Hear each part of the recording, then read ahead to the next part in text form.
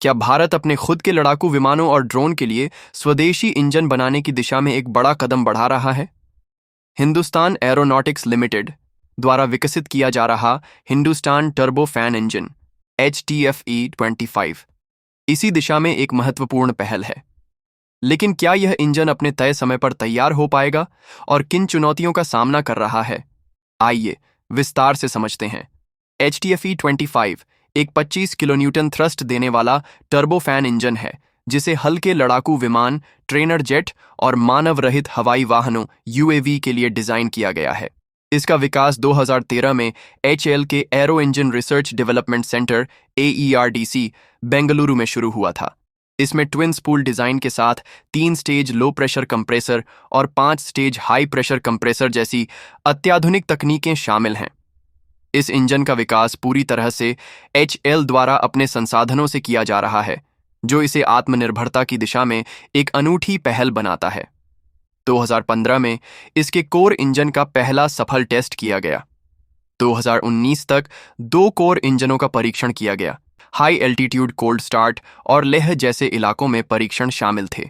2023 में AERDC में एक अत्याधुनिक परीक्षण सुविधा का उद्घाटन हुआ, जिससे इंजन विकास में तेजी आई।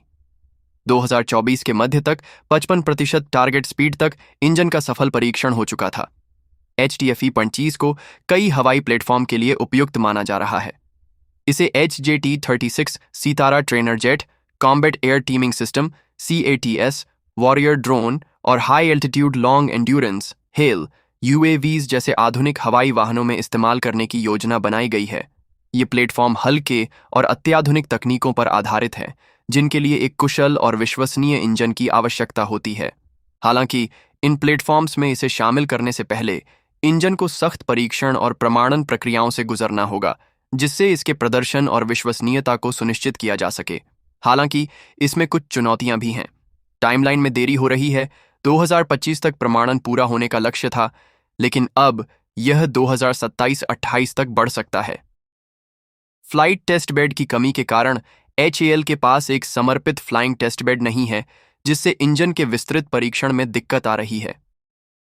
IAF की स्पष्ट मांग का अभाव भी एक समस्या है, क्योंकि भारतीय वायुसेना ने अभी तक इस इंजन को अपने किसी बड़े प्रोजेक्ट के लिए आधिकारिक रूप से मंजूरी नहीं दी है। अगर HTFE-25 का आफ्टरबर्नर वेरिएंट विकसित होता है, तो यह हल्के लड़ाकू विमानों के लिए भी उपयोगी साबित हो सकता है। HAL का अनुमान है कि इस इंजन के लिए 200-250 यूनिट्स की संभावित बाजार मांग हो सकती है, जिसमें सैन्य ट्रेनर, UAVs और छोटे सिविल जेट शामिल हैं। लेकिन इसके लिए क्या जरूरी है? तेजी से विकास कार्य के लिए निजी कंपनियों और शैक्षणिक संस्थानों के साथ सहयोग बढ़ाना होगा। IAF या किसी अन्य प्रमुख उपयोगकर्ता से आधिकारिक मंजूरी लेनी होगी, जिससे प्रोजेक्ट को स्थिरता मिले। टेस्टिंग इंफ्रास्ट्रक्चर में निवेश करना होगा, जिससे उड़ान परीक्षणों के लिए एक समर्पित प्लेटफॉर्म तैयार हो सके। HTFE-25 भारत के आत्मनिर्भर एयरोस्पेस सेक्टर की दिशा में एक महत्वपूर्ण कदम है। अगर यह सफल होता है, तो भारत न केवल अपने सैन्य विमानों के लिए इंजन विकसित करने में सक्षम होगा, बल्कि वैश्विक एरो इंजन बाजार में भी अपनी उपस्थिति दर्ज करा सकता है। आपको क्या लगता है? क्या भारत 2030 तक पूरी तरह से स्वदेशी विमान इंजन बना पाएगा?